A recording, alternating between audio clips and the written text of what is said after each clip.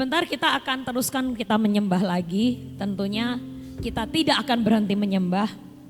Tapi izinkan saya untuk sharing sedikit. Karena ini menurut saya adalah salah satu poin yang cukup penting di dalam on position.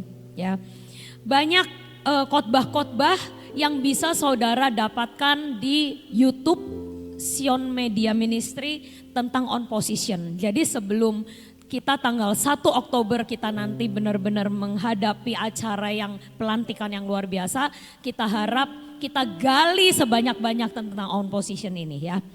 Tapi saudara, ada satu on position itu kan saudara mungkin di sini udah pada tahu kan panggilannya masing-masing ya. Oh saya imam, saya raja, bahkan di tempat duduknya di sini udah ada tuh saudara tulisannya. Jadi udah bisa diterawang, oh nanti tanggal 1 Oktober saya duduknya di sesi yang ini ya. Itu di atas itu udah ada semuanya imam, mempelai, tentara gitu ya. Jadi saudara udah bisa nerawang mulai dari sekarang, oh nanti saya duduknya nanti posisinya di sini nih pas 1 Oktober. Saya percaya saudara mungkin udah banyak yang tahu lah panggilannya. Tapi hari ini Tuhan itu mengajari kita satu hal lagi. Bukan hanya tentang panggilan kita, apakah kita tentara, mempelai, pilar dan lain-lain, bukan itu. Tapi tentang di mana letak posisi hati kita. Ya. Hati kita ini udah on position belum? Ya. Nah, makanya hari ini kita mau belajar bersama-sama. Saya berharap 30 menit saja saya bisa sharing kepada saudara dan saudara tangkap dan serap semuanya. Jadi saudara, ini berawal dari waktu beberapa lama yang lalu saya itu masuk ke dalam taman Tuhan di hari Minggu jam 3 sore. Ya. Anehnya taman Tuhan itu kalau jam 3 sore itu minyaknya pada keluar. Ya.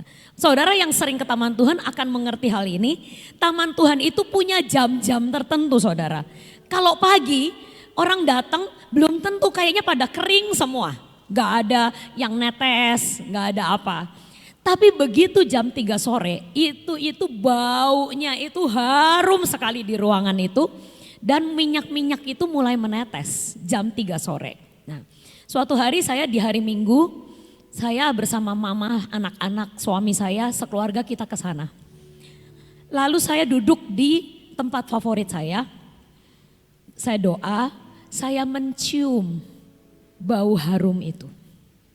Saya mencium aroma surga yang saat itu hadir di tempat itu. Dan saya nangis, lalu saya ngomong ke Tuhan. Tuhan, apa yang membuatmu begitu senang dengan taman ini? Yang membuat engkau itu suka banget hadir di sini. Dan yang membuat engkau sampai secara fisik aku bisa mencium baumu. Aku bilang gitu. Dan jujur saudara, saya rindu di tempat ini juga, wong tinggal nyebrang kok ya. Ya, saya pengen di tempat ini juga akan terbuka portal surga itu. Supaya di tempat ini saat kita nyembah, saat kita menari, menyanyi, kita bisa cium bau Tuhan. Kita bisa rasakan detak jantungnya, kita bisa rasakan langkahnya seperti di taman. Ya. Nah, tapi saya akhirnya nanya ke Tuhan, Tuhan apa sih yang bikin kau tuh suka banget sama taman ini? Lalu Tuhan menjawab. Tuhan jawabnya gimana? Nah, taman ini buatku itu rasanya seperti kayak di Betania. Taman ini buat saya, buat Tuhan, aku ngerasa kalau aku ke taman ini, aku teringat seperti aku di Betania. Lalu Tuhan stop ngomong. Artinya, oh saya tahu, saya harus cari tahu tentang Betania. Makanya hari ini kita mau belajar sama-sama. Saudara mau gak hidupmu disukai oleh Tuhan? Sampai Tuhan betah ada di hidupmu. Artinya kita harus menjadi seperti Betania. Jangan sampai kalau kita ke taman doang kita ngerasakan hadirat Tuhan. Tapi kita rindukan di rumah kita masing-masing, di tempat pekerjaan kita, dimanapun kita berada. Kita adalah Betania Tuhan dan kita membuat Tuhan betah. Amin. Nah, hari ini kita dengarkan ya isi hati Tuhan. Betania itu, next slide, arti sebenarnya itu ada dua saudara. Yang pertama Betania itu adalah rumah buah ara, karena memang di kampung Betania itu banyak pohon ara. Ya, bahkan di tempat itu Tuhan pernah ngutuk pohon ara, ya, sebagai perumpamaan ke murid-muridnya. Kamu kalau buahnya rindang tapi kamu gak ada buahnya, dikutuk kering gitu ya. Nah itu waktu itu juga kejadiannya di Betania. Jadi Betania itu memang banyak buah ara, ya. Tapi yang kedua arti dari Betania itu artinya adalah rumah perawatan. Nah saudara mungkin bingung, kok rumah perawatan kayak rumah sakit atau apa? Enggak. Ternyata di Beit Ania itu adalah kampung tempat tinggal kaum Eseni. Yaitu orang-orang yang mendedikasikan hidupnya untuk melajang dan tidak menikah. Lalu dengan kekayaan mereka akan menyantuni dan memberi tumpangan kepada orang-orang miskin dan orang-orang yang sakit. Nah, jadi saudara ternyata Marta, Maria, Lazarus itu adalah saudara-saudara yang termasuk kaum Eseni. Mereka enggak menikah. Dan mereka itu adalah orang-orang yang memang dedikasiin hidupnya untuk melayani. Ya, next slide. Lalu kenapa Tuhan Yesus senang di Betania? Saya waktu merenungkan akan hal ini, Tuhan ngomong, Roh Kudus menjelaskan. Coba kamu itu gak usah mikir jauh-jauh kenapa aku senang di Betania. Betania itu adalah rumahku. Coba kamu renungkan hal apa yang membuat seseorang senang ada di rumah. Yang pertama apa saudara? Kalau di rumah, tempat apa ini? Beristirahat. Kalau saudara udah capek seharian kerja, apalagi kalau saudara dan saya ngalamin yang namanya hard day atau hari yang melelahkan, akan sangat senang ya kalau pulang rumah. Apalagi kalau anaknya nyambut, mama, papa, gitu. Anak saya itu dua-duanya seperti itu. Kalau saya pulang, pasti mereka mulai langsung menyambut dan bercerita. Wah nyonya, hari ini gini. Aku cooking class, aku masak. Ini aku sisain satu buat mama. Nah gitu-gitu. Jadi menurut saya rumah nomor satu itu adalah tempat beristirahat. Yesus pun begitu. Saudara yuk kita baca. Matius 21 ayat 12 sampai 17. Ya. Ini supaya nggak ngantuk kita baca bergantian. Lalu Yesus masuk ke bait Allah dan mengusir semua orang yang berjual beli di halaman bait Allah. Yesus membalikan meja-meja penukar uang dan bangku-bangku pedagang merpati. Next.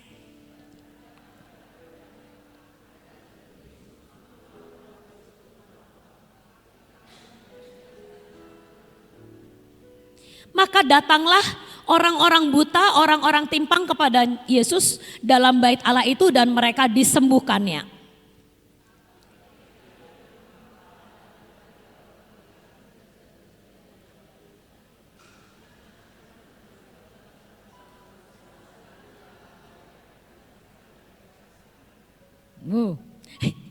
Lalu mereka berkata kepada Yesus, engkau dengar apa yang dikatakan anak-anak ini? Kata Yesus kepada mereka, aku dengar. Belum pernahkah kamu baca, dari mulut bayi-bayi dan anak-anak menyusu engkau telah menyediakan puji-pujian.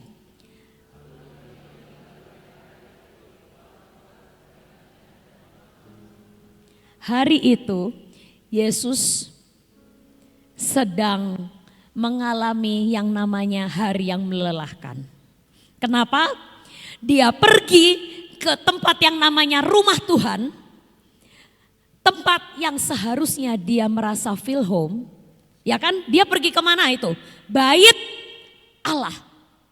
Harusnya di bait Allah Yesus feel home. Yesus merasa disenangkan. Tapi apa yang Yesus temui saat dia pergi ke bait Allah? Ada orang-orang di luar yang berjualan, mereka enggak mencari Tuhan, tapi mereka cari keuntungan, mereka memperjualbelikan kekudusan. Saudara tahu kenapa Yesus marah? Karena mereka itu jual kambing, domba, sapi, burung merpati, ya. Dan mereka memperjualbelikan kekudusan. Dengan cara apa? Orang yang mau datang ke bait Allah bawa persembahan sendiri ditolak. Mereka bilang, kalau kamu bawa persembahan sendiri enggak sah.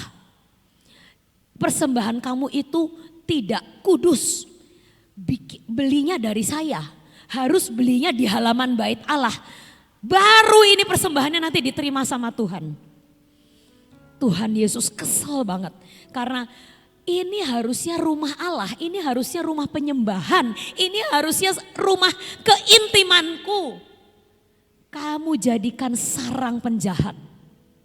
Lalu Yesus hari itu marah, dia membalikkan meja-meja, dia ngomong kamu itu semuanya mencari keuntungan pribadi. Tidak ada yang mencari Allah. Ya. Satu, udah marah ya. Tiba-tiba setelah Yesus marah, datanglah orang-orang buta dan orang-orang timpang minta disembuhin. Ya kan? Lagi marah, ada orang datang, Tuhan Yesus sembuhkan aku. Oke lah, disembuhkan sama Yesus. Orang-orang sembuh, ada yang marah. Siapa saudara? Imam-imam marah. Yesus kesel. Loh, ini kan aku menyembuhkan orang sakit. Aku kan memulihkan mereka. Kamu sebagai kepala agama kok kamu malah marah-marah? Saudara tahu gak semua gereja, gak semua tempat ibadah adalah rumah buat Yesus. Ini adalah fakta. Tapi hari ini Tuhan katakan kepada kita, jangan kita terjebak dalam ibadah. Sepertinya ibadah, tapi itu mendukakan hati Tuhan. Tapi kita harus menjadi Betania. Tuhan katakan apa? Setelah Yesus jengkel, Tuhan Yesus ngadepin imam-imam, lalu Yesus meninggalkan mereka. Yang katanya rumah Allah itu, yang katanya imam-imam, orang yang harusnya beribadah kepada Tuhan, orang-orang yang harusnya paling mengerti hati Tuhan, Yesus meninggalkan mereka dan pergi ke Betania. Dan Yesus bermalam di situ. Jangan sampai saudara, ibadah kita itu memuakan hati Tuhan. Jangan sampai penyembahan kita memuakan hati Tuhan. Tapi kita harus belajar, Tuhan, aku mau jadi tempatmu beristirahat. Aku gak mau kalau engkau lihat aku terus kesel. Saudara, banyak suami-suami yang ngomong, ya mengeluh. Saya itu pengennya kalau pulang ke rumah istri saya tuh nyambut saya dengan sukacita. Ada juga tapi yang pulang rumah istrinya ngomel, anaknya ngomel, minta ini itu. Bukannya halo papa tapi bulanan begitu. Uang bulanan mana? Ada juga yang anaknya begitu datang bukannya papa halo, enggak. Papa uang bulanan. Nuntut terus. Yesus itu ya saudara kasihan loh. Kalau setiap kali saudara datang ke Yesus minta terus, nuntut terus. Hari ini kita cek posisi ya kita ya. Kalau kita masih sering datang ke Yesus selalu minta. Datang ke Yesus selalu nuntut. Tuhan katanya engkau sayang aku. Katanya kalau aku melayani engkau pasti aku diberkati.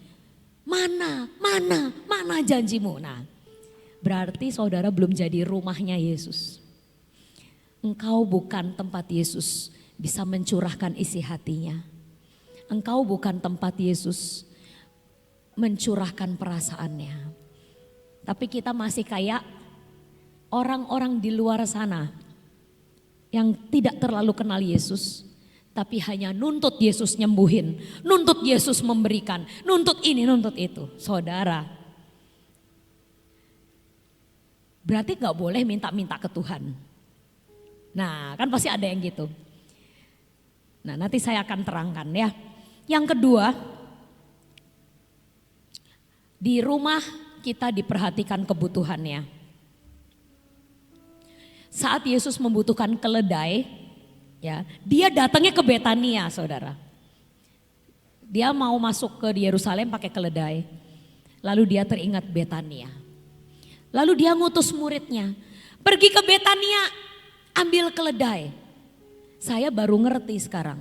Kenapa orang nanya ke murid Yesus, loh kamu kok ambil keledai mau apa? Yesus memerlukannya. Benar ada cerita itu? Lalu orang itu ngomong gak? Weh, tunggu dulu, mau disewa berapa ini keledainya? Ada yang ngomong gitu? Gak ada. Karena di Betania orang-orang itu menyiapkan seluruh harta kepunyaannya untuk dipakai sama Tuhan. Waktu itu muridnya datang ngambil keledai yang lagi tertambat. Tiba-tiba ada orang yang ngomong, itu mau dibawa kemana ya keledainya? Muridnya cuma ngomong apa? Tuhan Yesus perlu. Orang Betania ini langsung nangkep, oke, langsung dipinjamkan. Nah jadi apakah saudara punya hati seperti itu? Apakah kita ini punya hati yang cukup murah hati untuk membuat Yesus betah? Nah itu waktu kemarin Ibu Nani berkata mungkin karena kita ini orang yang murah hati, makanya Tuhan Yesus senang sama Gracia dan Eklesia ini. Amin. Karena apa saudara? Ada orang yang nanya ke Bu Nani kenapa sih kalau PW 15 jam tuh kudu dikasih makan? Ada yang nanya gitu saudara. Bukan saudara, kok saudara kan senang-senang aja kan dikasih kan. Nah ada orang di luar sana yang nanya, Bu Nani kenapa sih kalau PW 15 jam tuh harus dikasih makan sih? Mereka sih kan ya bisa bawa sendiri-sendiri harusnya. Mereka bisa bekal masing-masing dari rumah. Bu Nani gak bisa jawab. Iya ya kenapa tak kasih makan? Saudara, ternyata jawabannya ini. Karena kita adalah Betania. Artinya apa? Kita murah hati. Kita memberi.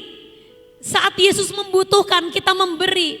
Saat Yesus butuh mobil kita untuk dipakai pelayanan kita kasih. Saat Tuhan pengen di anak kita untuk melayani dia kita kasih. Saat Tuhan pengen, saat kita lagi liburan misalnya. Tapi Tuhan ngomong liburannya sambil doa keliling. Kita kasih waktu kita. Oke Tuhan liburan sambil doling. Itu Betania. Jangan pelit sama Tuhan ya. Yang ketiga, Betania adalah tempat Tuhan Yesus didengarkan. Ya. Di tempat lain Yesus harus dengerin keluhan orang. Betul? Di tempat lain Yesus begitu datang langsung Tuhan sembuhin anakku. Datang lagi Tuhan sembuhin mertuaku. Tempat lain Tuhan aku buta Tuhan. Tempat lain Tuhan aku lumpuh Tuhan. Di tempat lain Yesus harus dengerin keluhan ratusan orang. Tapi hanya di Betania Yesus didengarkan. Ya, ada satu orang namanya Maria. Walaupun harusnya dia itu tugasnya di dapur. Tapi dia berkata, nanti dulu. Urusan dapur nanti dulu. Aku terlebih number one. Mau dengerin kata-kata Yesus. Aku mau dengerin Yesus ada cerita apa buat aku. Aku mau dengerin Yesus ada keluhan apa yang aku bisa dia sharekan. Supaya Yesus betah ada di rumah ini ya. Jadi saudara sekali lagi meminta itu boleh. Tapi mintanya harus pakai gaya mempelai. Kalau saya mau ngomong ya gaya mempelai itu apa? Minta number 4. Kalau engkau meminta, engkau minta dengan iman. Sekali lagi saya katakan. Banyak orang Kristen minta ke Tuhan tidak dengan iman. Minta ke Tuhan tidak seperti Marta dan Maria meminta. Di Betania gak ada yang minta ke Tuhan Yesus untuk membangkitkan Lazarus. Waktu Marta Maria kehilangan Lazarus. Dia gak ngomong ke Tuhan, Tuhan bangkitin Lazarus. Enggak.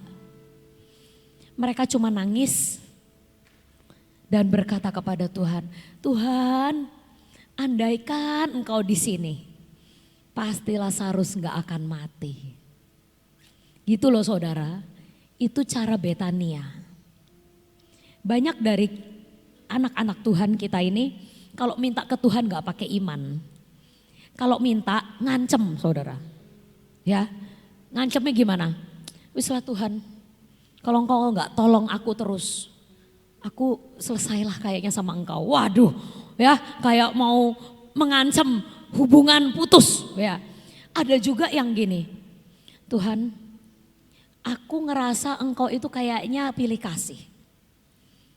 Kalau sama orang lain itu engkau kasih, sama aku kok enggak. Ada di antara kita yang kalau minta kayak gitu, banding-bandingin terus. Tuhan dia kok dapat mobil, aku kok dapatnya cuman motor. Tuhan dia kok hidupnya enak, aku kok begini. Anak dia kok kagak nakal, anak gua nakal. Nah selalu hidupnya tuh minta ke Tuhan itu dengan tidak beriman gitu loh saudara. Nah, saya mau kasih contoh. Kalau anak saya minta ke papahnya, itu nggak pakai ragu-ragu saudara. Nggak pakai papa kira-kira ngasih nggak ya. Misal anak saya yang kedua itu paling peka sama bunyi token listrik saudara. Ya biasa ibu-ibu yang peka ya kalau di rumah. Tapi kalau anak saya yang kedua itu paling peka sama token listrik. Karena dia tuh males kalau lampunya mati, nanti AC-nya panas, mendadak-dadak nanti dia nggak bisa wifi. Jadi dia itu pokoknya begitu token listrik berbunyi, dia akan ngomong sama papahnya. Entah WA, entah telepon ya.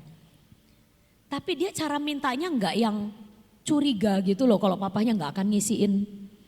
Dia minta dengan yakin bapaknya pasti ngisiin. Pah, token listriknya udah bunyi. Papahnya langsung tahu, oke Ken, nanti papa kasih. Anak saya yang pertama beda sama dedeknya. Kalau token listrik bunyi dia nggak bergeming.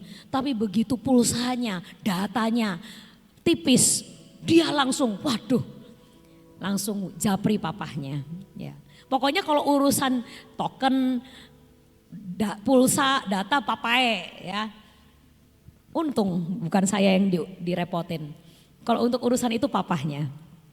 Dia langsung ngomong, "Pak, aku datanya udah mau habis." Dia nggak ngomong, kira-kira papa mau nggak ngisiin? Papa cukup sayang gak sama aku untuk merhatiin data aku? Dia gak akan curiga kayak gitu saudara. Dia akan dengan yakin dan beriman bapaknya pasti kasih. Karena apa? Keintiman. Karena kedekatan. Jadi saudara, kalau kita mau jadi Betanianya Tuhan, 4 hal ini. Jadikan Yesus bisa datang ke hidup kita dan menemukan rest saat ada bersama kita. Jadikan waktu saat teduh kita adalah tempat kita bisa mengerti, mendengarkan Tuhan dan mempercayai Dia sekali lagi. Jangan meminta dengan tidak beriman. Ya. Ada satu lagu yang sangat bagus. Waktu saya sharing tentang Betani ini, ada beberapa orang yang japri saya, ya. Dan ngomong ke saya, sob ada lagunya loh, sob ada lagunya, I know. Aku bilang gitu. Masalahnya singernya belum belajar waktu itu. Ya, tapi sekarang singernya udah tak suruh belajar. Lagu judulnya, Buat Aku Seperti Betani Tuhan. Make me a Bethany. Tempat Tuhan bisa datang dan beristirahat dan mendengarkan aku menyembah. Hari ini kita akan belajar lagu itu. Dan kita akan kembali ke posisi hati kita saudara. Di setengah jam ini kita gak minta ke Tuhan apapun. Tapi kita cuma minta satu. Tuhan buat aku menjadi Betaniamu. Buat aku menjadi mempelaimu. Mempelai adalah di saat Tuhan berada di dekatnya, Tuhan akan sangat-sangat disenangkan. Tuhan akan bisa berbagi rasa. Tuhan akan bisa berbagi kerinduan hatinya. Tuhan bisa curhat. Karena kita adalah sahabat Allah. Kita bukan lagi orang lain. Kita bukan lagi orang di luar sana. Yang kerjanya cuma ngerusuin Yesus. Tapi kita naik level hari ini. Kita mau jadi Betanianya Tuhan.